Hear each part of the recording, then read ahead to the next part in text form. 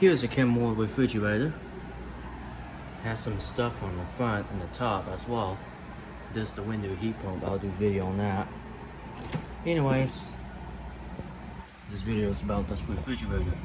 Light bulb still works. Here's the switchboard. It's always feel like any other refrigerator nowadays. Here's the temperature control.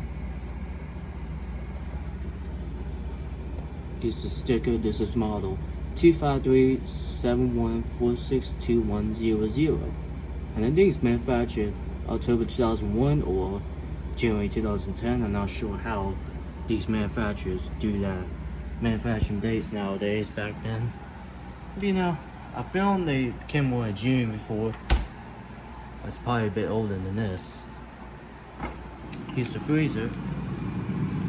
It's got some ice in here.